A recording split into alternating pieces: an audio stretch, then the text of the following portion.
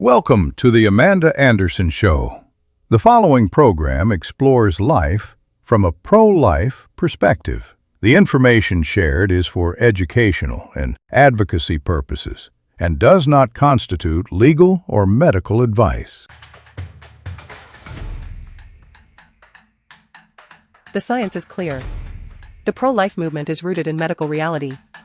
This truth is silenced by the media and political spectrum, so people think that this truth is hateful in some form. But in truth, it is not. Welcome to the Amanda Anderson Show. Brought to you by Pro-Life, Pro-Reality.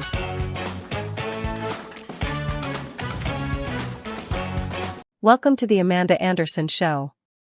I am your host, Amanda Anderson, and I am joined by my co-host, Cassidy Martin. Good to be with you, Amanda. In today's show, we will be exploring the stories of well-known public figures who were almost aborted. Now, this isn't a political debate, and it's not about policy. It's about the stories. It's about the messy, complicated, and often heartbreaking reality that lies behind the polished biographies of our heroes.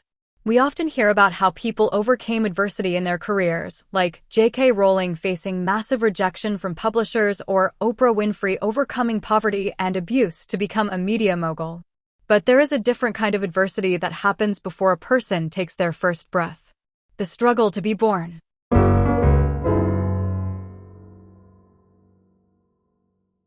Let's start with a name that might surprise you, Ludwig van Beethoven. We know him as the genius who composed some of the most beautiful music in history while battling deafness. But his start in life was incredibly shaky. He was the second of 7 children born to Johann van Beethoven and Maria Magdalena Keverich. Of those 7, only 3 survived infancy. The mortality rate was high, and the family was plagued by financial instability and an alcoholic father. It's a stark reminder that in that era, many pregnancies didn't result in surviving children, and the economic strain on impoverished families was immense. While we don't have documentation of a specific medical procedure being sought, the sheer desperation and circumstance of his birth make his survival a statistical miracle.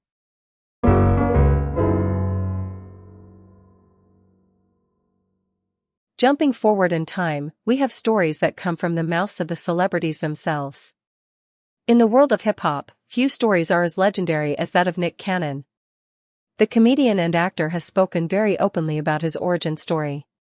He has shared in interviews that his mother was young when she became pregnant with him, and she considered abortion. She reportedly went to a clinic twice but ultimately couldn't go through with it. It's a chilling thought. The entertainer we know today was almost stopped before he started. And his mother didn't know how Nick would change the world. And nobody would find out if she had gone through with taking his life.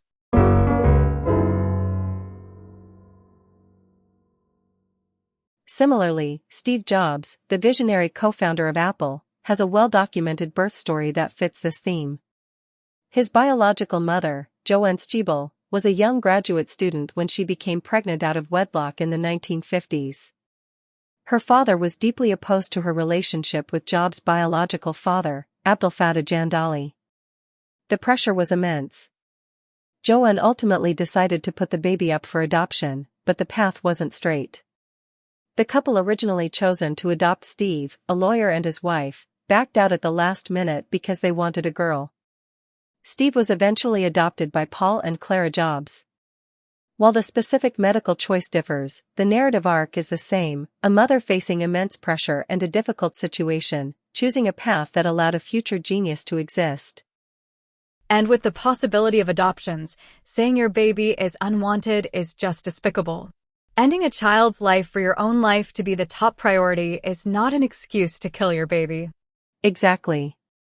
Should we be able to call the elderly inconvenient, or a burden on their family, and be allowed to kill them for it?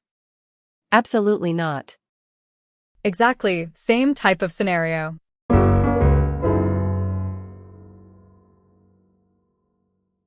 Then there is the story of Peyton Manning, the legendary NFL quarterback.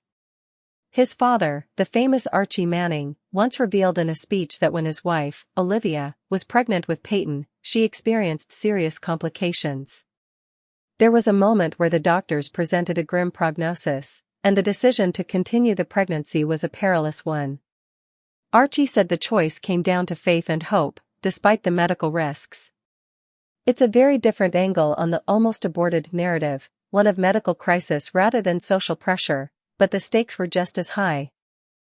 A potential risk with modern medicine having the ability to help people in those situations nowadays doesn't excuse throwing someone's life away. I do accept the exception where there is no hope for both baby and mother together, such as in an ectopic pregnancy case. But because there is no hope medically for the baby in these cases, I also think that lumping this legitimate medical procedure under the term of an abortion is a gross mischaracterization. Yeah, I agree, Cassidy. The media on this issue typically disregard this fact to paint a pro-life advocate in a bad light. And we can't forget Tim Tebow. He is perhaps the most famous modern example of this narrative. His mother, Pam Tebow, was a missionary in the Philippines when she fell ill with amoebic dysentery while pregnant. She was in a coma and the treatment required for her recovery was life-threatening to the fetus. The doctors actually recommended an abortion to save her life. Pam refused. Tim Tebow went on to win the Heisman Trophy and play in the NFL, famously using his platform to speak about the sanctity of life, directly referencing his own birth story. And Pam did survive the birth of Tim in the end, despite the complications. And the medicine of today is better in this regard to actually give people a better shot at bringing a new life into the world and still living and raising their child.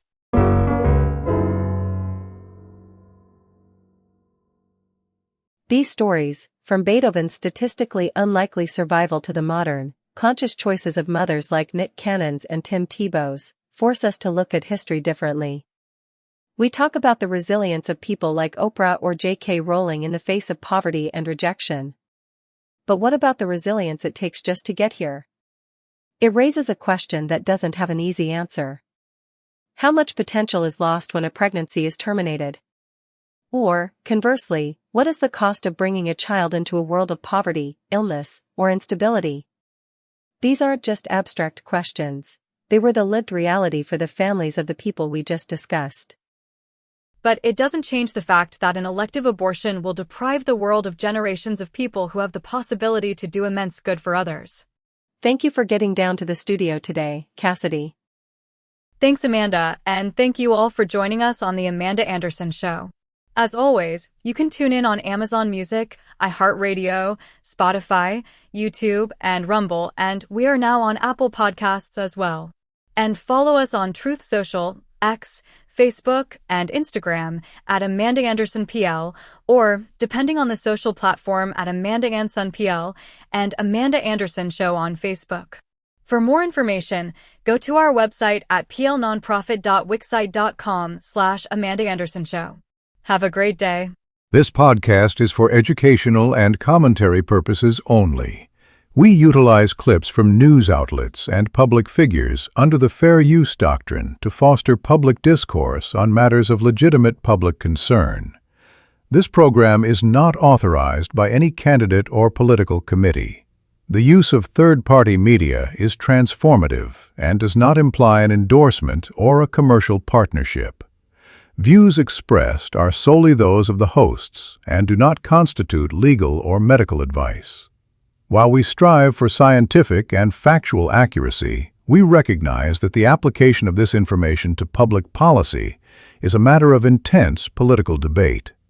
Content is presented for educational purposes and should not be construed as medical or legal advice. Listeners are encouraged to consult primary sources and professional experts to form their own conclusions.